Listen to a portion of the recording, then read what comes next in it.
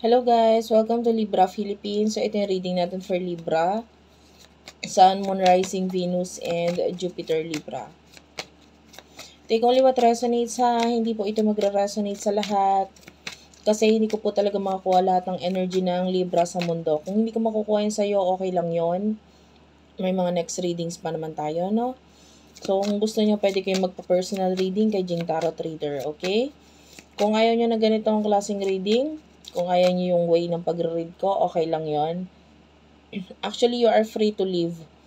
Okay lang. Okay, so, take only what resonates. Sa mga gustong magpa-personal reading din Tarot Reader, pa-comment na lang dyan sa baba. Thank you, Spirit Guides, Angel Guides.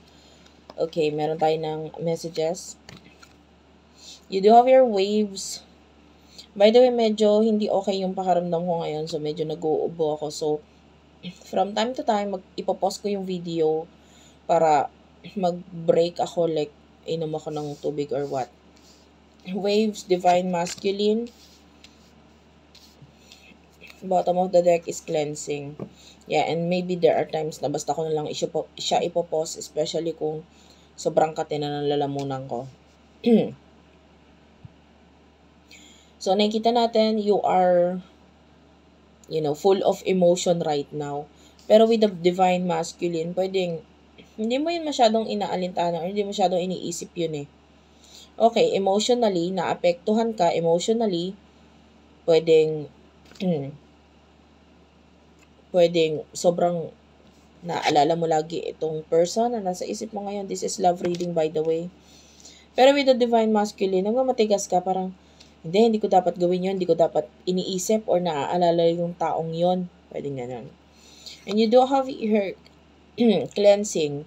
So, might be may mga bagay kang ginagawa ngayon. Like, maybe you're trying to clear all those negative thinking or negative na pag-iisip regarding sa person mo, regarding sa situation mo, regarding sa buhay mo ngayon.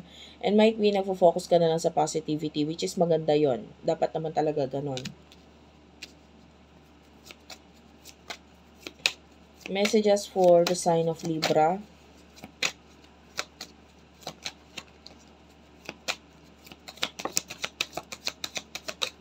And this is the person that you're dealing with. You do have your family at the bottom of the deck, so might be you do have a family with this person, or might be you're dealing with someone na pwedeng pamilyado. I don't know, there's this family, so maybe this is you, na pwedeng may family kayo, itong person na to, or might be itong taong kakonek mo, pwedeng pamilyado na siya. So, you do have your financial support. Yeah, this is showing to me as like pwedeng there's a child na involved dito sa connection na to, and you do have your settlement. So pagdating sa bagay na ito, parang kailangan pag-usapan with regards to those of you na may kakonect na may child na involved. Of course, kailangan pag-usapan yung regarding doon. You do have your history, so this could be a person in the past. Anxiety is here, so etong person na to currently is hindi siya okay. Okay, hindi siya okay. Nakakita tayo dito ng parang minsan ginagamit niya na lang yung kanyang like maybe phone or pwedeng yung lagi mo siyang makikita na pwedeng lagi siyang nasa phone or lagi siyang nasa gadget because of these things. Like, pwedeng meron siyang anxiety, depression, and might be meron siyang mga bagay na hinahanap sa sarili niya na hindi niya maibigay, hindi niya makita, or hindi niya na-achieve sa buhay niya. So, this person is feeling depressed. So, yun yung parang, parang way niya, para hindi siya masyadong mag-isip regarding do sa depression, na naiisip niya, and maybe regarding sa mga bagay na hinahanap niya sa sarili niya na hindi niya nakuha. Ginagamit niya yung parang yung phone para maka-escape sa pag-iisip sa mga bagay na ito. Okay? Pag-usapan natin yung person na kakonect mo.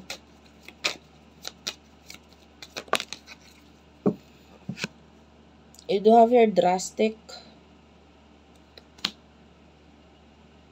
I feel like some of you, may mga bagay na bigla ang nawala, especially with the hamster wheel, may kinalaman sa pera. Na isa ito sa nagiging dahilan kung bakit nagkakaroon siya ng anxiety, depression, and something na pwedeng kaya siya nahirapan na sasaktan ngayon dahil dito sa mga bagay na nawala na ito.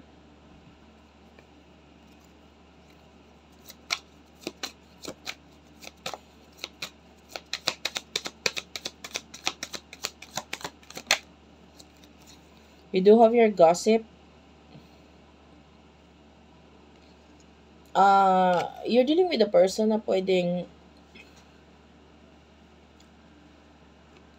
hindi siya sanay na pinag-uusapan or ayaw niyang mapag-usapan. Parang ganun. So, nagkakaroon siya ng galit din sa sarili niya because maybe regarding dito sa pinagdaanan niya na ito na parang because of this, pinag-uusapan siya or marami ang marami ang nakakita or nakakaalam sa nangyari sa kanya and then ayaw niya yon. Alamin natin ano yung naiisip niya or maybe gusto niyang sabihin towards you. You do have your triggers and the wish. Clarify this today. I don't know if you're dealing with someone na mahilig sa, or sabihin na natin siya, nagsusugal, ganun. I can see pagsusugal. Trigger is here and today. Sa ngayon, nakikita natin this person is focusing on the present moment. So, wala tayong nakikitang gusto niyang sabihin sa'yo or what, but rather, maybe this person is currently praying na sana maayos na yung sitwasyon niya ngayon kasi hindi siya okay eh. Hindi siya okay. And, pwedeng there's something about, pwedeng may kinalaman sa documents or may kinalaman sa property na parang may issue sa kanya doon regarding some kind of like name. Medyo nai-issue siya doon. So, what will happen in the future for you? In the near future for you, for the sign of Libra.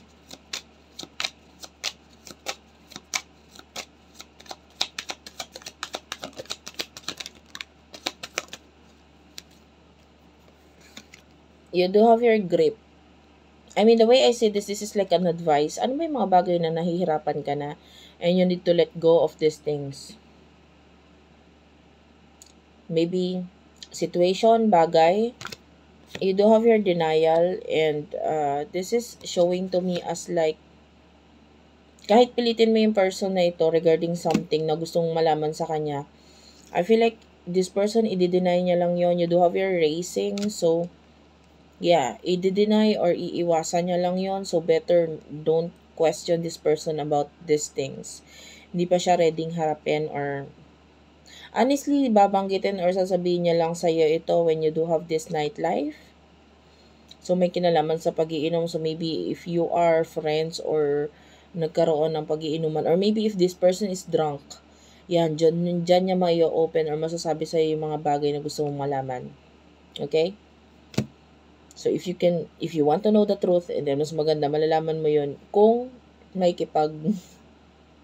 kind of like may kipag-inom ka dito sa person na to or hintayin mo siyang malaseng bago mo malaman yung tungkol sa mga gusto mong malaman sa kanya. You do have your verge. Ayan, nakakita tayo ng galit dito. And tell me about this. Yeah, I can see confession. Yan. Children is here and divine feminine. Okay?